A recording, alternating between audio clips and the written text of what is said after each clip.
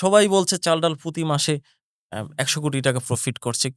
তাহলে কি কিছুই খরচ করছে না? খরচের যেই তাদের যেই আপনাদের যেই জায়গাগুলো কোথায়, কোথায় খরচ করতে হয়? কেন এত খরচটা কি বাংলাদেশের পার্সপেক্টিভ এ যে এটা কি বেশি না কম? বা বিজনেসে এখনো কি চাল-ডাল কি বার্ন করে যাচ্ছে কিনা? খরচই আচ্ছা, হচ্ছে না আমি আপনাকে প্রফিটে। একটু ক্লিয়ারিফাই করি। ওকে, সেটা হলো যে number 1 is that চাল-ডাল is not a profitable company yet. Okay, Okay? Okay. What do I mean by it is not a profitable company? সেটা হলো যে we make profit by selling our products. I mean প্রত্যেকদিন our revenue is there, which is, quite significant amount of money.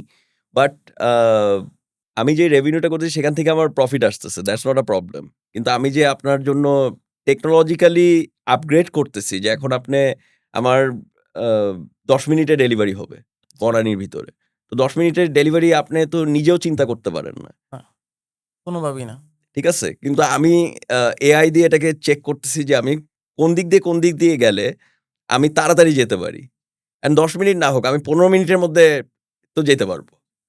তো AI থাকাতে আমরা AI কে integrate করছি mapping এর সাথে। আমাদের ম্যাপিং ডিপার্টমেন্টে প্রায় ৩০-৪০ জন কাজ করতেছে খালি কাস্টমারের বাসার অ্যাড্রেসিং লোকেট করতে প্রপারলি। তো যখন এই জিনিসগুলো আমরা করতে যাই, তখন কিন্তু আমাদের একটা টাকা খরচ হয়। তো টাকা হুইচ ইস খরচ আ হয়। Expansion expense. ওকে, তো ওকে। আপনি যদি ২ টাকে একসাথে নেন তাহলে ধরেন we are not a profitable okay, company as yet. Okay. But we are close to profitability. আমরা চিন্তা করতেছি যে very soon within maybe another, you know, 1 or 2 years তা we'll আপনার be like রিসার্চ থেকে profitable. শুরু করে যেখানেই ইনভেস্ট করছেন সবকিছুই একসময় প্রফিট হিসাবে চলে আসবে। Yeah, so এটাই এতে হলো main goal of right. of the whole thing. আর আরেকটা হলো যে আপনার আ আমাদের যে আ ইঞ্জিনিয়ারিং যে development that is also pretty expensive.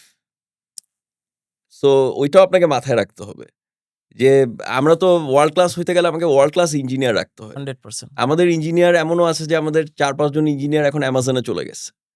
তো এখন আম আমরাও এটাকে ওয়েলকাম জানাই যে লাইক আমাদের এখানের কাজ করে যদি একটা ইঞ্জিনিয়ার অ্যামাজনে যাইতে পারে, so we feel great as well. 100% তো আম ইউ নো লাইক সবকিছুরই এক্সপেন্সারি এনালাইসিস করলে আপনারকে চিন্তা করতে হবে যে এক্সপ্যানশন যদি আমাদেরকে করতে হয়, তাহলে আমাদেরকে ইনভেস্ট করতে হবে। যদি আমি সেই ইনভেস্টমেন্টটাকে যদি আমার এক্সপেন্সের সাথে মানে প্রফিটের সাথে ব্যালেন্স করতে যাই, তাহলে অবভিয়াসলি চাল-ডাল is not a profitable company and many companies মানে চাল-ডালের মধ্যে যেরকম অ্যামাজন ২৬ বছর প্রফিটেবল ছিল না। ২৬ বছর। জি। তো সেই জায়গায় আমাদের ধরেন ১৩ বছর হয়েছে। আমরা চিন্তা করতেছি নেক্সট ইয়ার আমরা প্রফিটেবিলিটি তে যেতে পারবো ইনশাল্লাহ। ইনশাআল্লাহ, তো ইনশাআল্লাহ। যদি আমরা যেতে পারি তাহলে ধরেন আমরা একটু হইলেও তার চেয়ে বেটার কোনো একটা কোম্পানি বানাইছি। আপনাকে এইভাবে চিন্তা 100%, করতে হবে। 100%।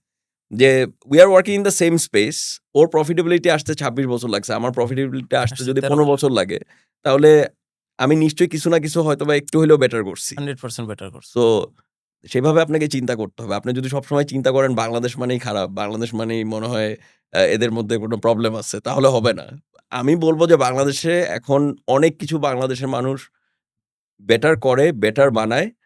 অ্যান্ড আপনি তো দেখতে পারতেছেন যে ওয়ার্ল্ডের সবখানে ইঞ্জিনিয়াররাও ধরেন এখন বাংলাদেশিরাই তো কন্ট্রিবিউট করতেছে। আপনি ফ্রিল্যান্সার মানে কি?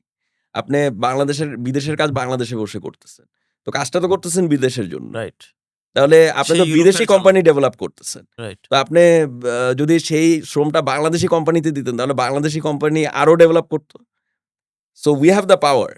সো আমরা সেই জিনিসটাকে এখন ইউটিলাইজ করব সামনে। এটাই আমি চাই যে বাংলাদেশের প্রত্যেকটা আ ইয়াং এন্টারপ্রেনার এখন সেই জায়গাটা নিয়ে অ্যাড্রেস করবে। অসাধারণ।